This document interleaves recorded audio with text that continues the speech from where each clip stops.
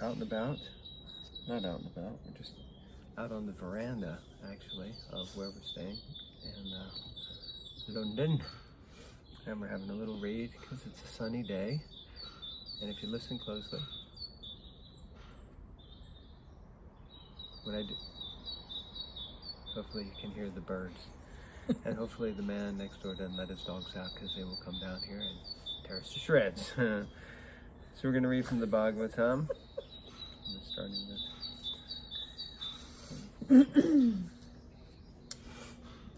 which one was it? Canto? Canto 4, text 24, text 22. Om Namo Bhagavate Vasudevaya. Om Namo Bhagavate Vasudevaya. Om Namo Bhagavate Vasudevaya. Text 22. There were various trees and creepers on all sides of the lake, and there were mad bumblebees humming all over them.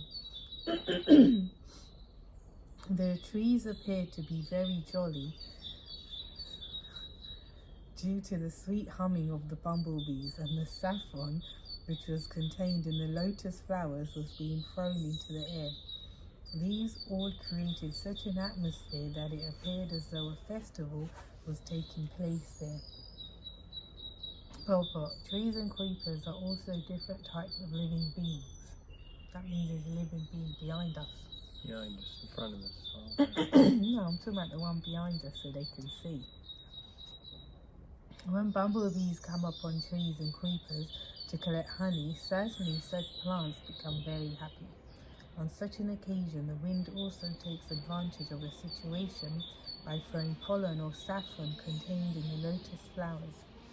All this combines with the sweet vibration created by the swans and the calm of the water. The Prachetas consider such a place to be like a continuous festival. From this description, it appears that the Prachetas reach Shiva Loka, which is supposed to be situated near the Himalaya mountains. I was thinking that's a nice description, and I don't know how much is getting picked up on the camera, but it's like that, like where we're here staying now, it's extremely quiet, first of all, extremely quiet, and all you can hear at the moment is like birds. It's just tweeting Well, in the away. distance you can hear someone using their leaf blower or something. Okay. And anyways, but those of us who were brought up in England, this is just like a peaceful sign of summer coming. You don't hear much else.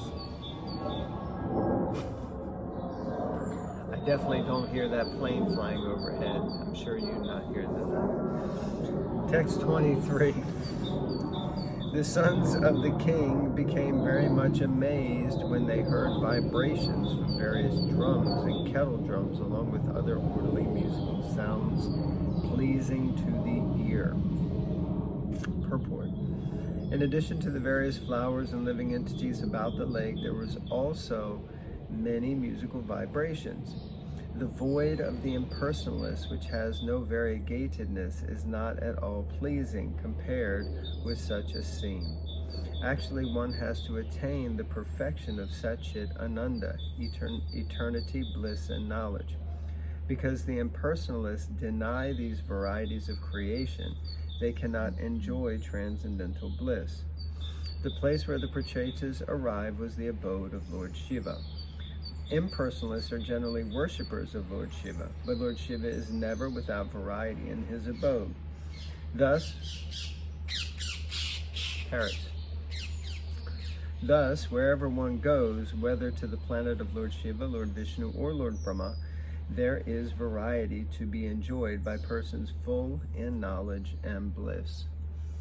So, yeah, really taking the principle of personalism to the next level and understanding that even those who are worshippers of Lord Shiva or Vishnu, that they are persons, have their own abode, and their own abode is full of variety. So like that. Text 24 and 25. The Prachetas are fortunate to see Lord Shiva, the chief of the demigods, emerging from the water with his associates. His bodily luster was just like molten gold. His throat was bluish and he had 3 eyes, which looked very mercifully upon his devotees. He was accompanied by many musicians who were glorifying him. As soon as the Prachetas saw Lord Shiva, they immediately offered their obeisances in great amazement and fell down at the lotus feet of the Lord. The word Vibhudanuga indicates that Lord Shiva is always accompanied by the denizens of the higher planets known as Gandharvas and Kinnaras. They are very expert in musical science, and Lord Shiva is worshipped by them constantly.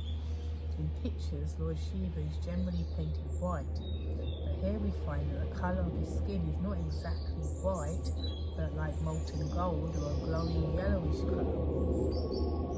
Because Lord Shiva is always very, very merciful, his name is Ashutosh. Amongst all the demigods, Lord Shiva can be pacified even by the lowest class of men. We need only offer him obeisances and leaves of a beer tree. Thus, his name is Ashutosh, which means that he is pleased very quickly.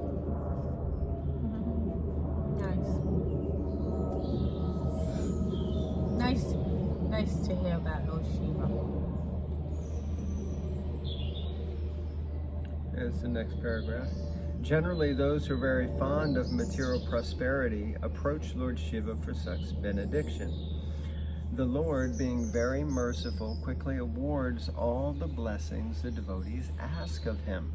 Because he's Ashutosh, he's easily pleased.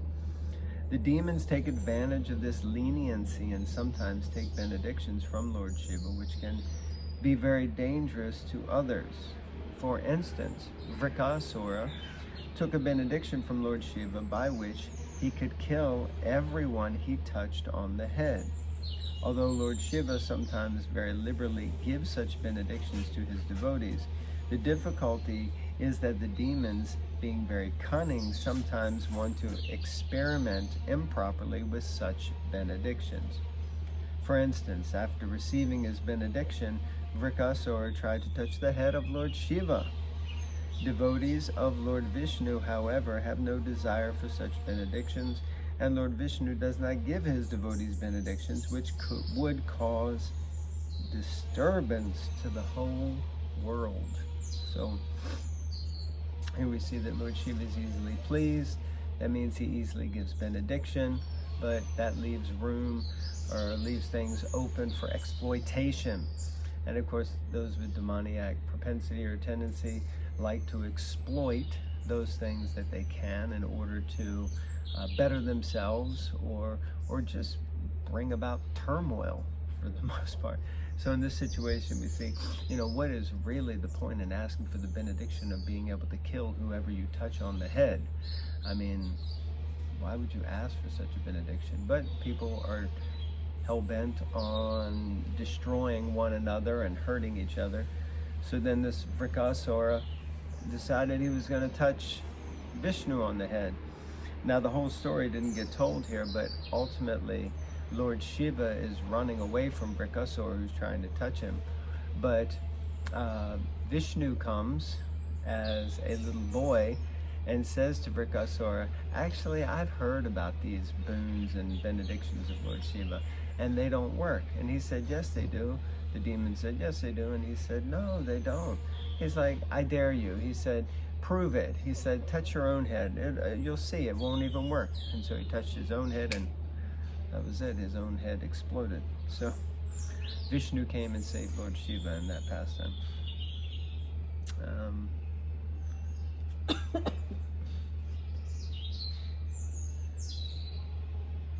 Yeah. Who's next? Is it my turn or your turn? That's why you got the laptop, because you just spoke. I think I took it and with the intention of reading and commenting. But you did read, no? I can't remember, but yeah, I probably did, yeah. You just did. Text 26. Lord Shiva became, I don't know what it is. Really? It's that beautiful English springtime you were talking about, the onslaught of summer. Puts a tickle in the air because there's little... Lord Shiva became very pleased with the Prachetas because generally Lord Shiva is a protector of pious persons and persons of gentle behavior. Being very much pleased with the princes, he began to speak as follows. Purport. The Supreme Personality of Godhead Vishnu or Krishna is known as Bhakta Vatsala, and herein we find Lord Shiva described as Dharma Vatsala. Of course, the word Dharma Vatsala refers to a person who lives according to religious principles. That is understood. Nonetheless, these two words have additional significance. Sometimes Lord Shiva has to deal with persons who are in the modes of passion and ignorance. Such persons are not always very much religious and pious in their activities, but since they worship Lord Shiva for some material profit, they sometimes obey the religious principles. As soon as Lord Shiva sees that his devotees are following religious principles, he blesses them. The Prachetas, sons of Prachina Bahi, were naturally very pious and gentle, and consequently Lord Shiva was immediately pleased with them. Lord Shiva could understand that the princes were sons of Vaishnavas, and as such Lord Shiva offered praise to the Supreme Personality of Godhead as follows.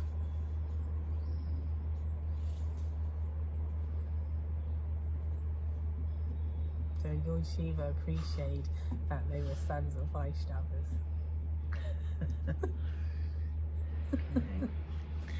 Text 27, Sri Rudra Uvacha. Lord Shiva said, "You are all sons of King Prachini Barhi, and I wish all good fortune to you. I also know what you are going to do, and therefore I am visible to you just to show my mercy upon you."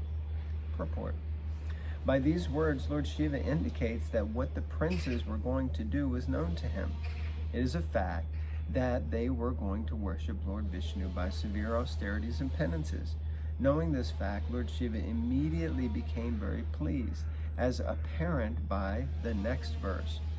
This indicates that a person who is not yet a devotee of the Supreme Personality of Godhead, but who desires to serve the Supreme Lord, receives the benedictions of the demigods headed by the chief demigod, Lord Shiva. Thus, a devotee of the Lord does not need to try to please the demigods separately.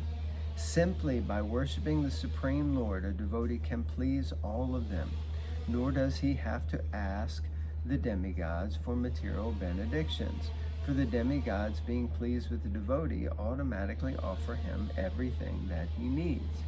The demigods are servants of the Lord, and they are always prepared to help a devotee in all circumstances. Therefore, Srila Bilva Mangala Thakur said that if one has unalloyed devotion for the Supreme Lord, the goddess of liberation is ready to serve him, to say nothing of the gods and material opulences.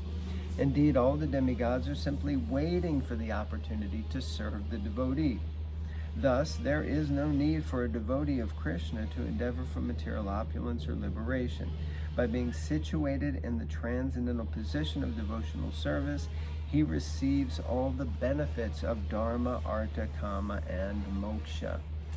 So this is very powerful, basically showing that, first of all, Lord Shiva is Trikaligya. He knows past, present, and future. And also that he knows that the Prachetas are basically about to enter into a worship, not worship, but austerity for the pleasure of Lord Vishnu. And that means they're Vaishnavas. And we're reading currently in the Brihad Bhagavatam Rita. We're reading that with a group of devotees at the moment. And Srila Sanatana Goswami and Gopi Paranadam Prabhu, they give a definition of a Vaishnava, but in essence, one who worships Vishnu. Lord Shiva is Vaishnavanam Yatha Shambhu, means that he is the greatest of Vaishnavas, so therefore he has deep respect for anyone who is a Vaishnava. And here it's making the point that for a Vaishnava, devotees are worshipped by the demigods and even worshipped by liberation herself. Sri Moksha Devi, she comes and specifically she worships the devotee. So what to speak of Dharma, Artha, and Kama, all of these things naturally come. So like that. So maybe we conclude there. Thank you all very much for tuning in. Do you have any final words for No. community? Okay. Thank you for watching. Hare Krishna. Hare Krishna.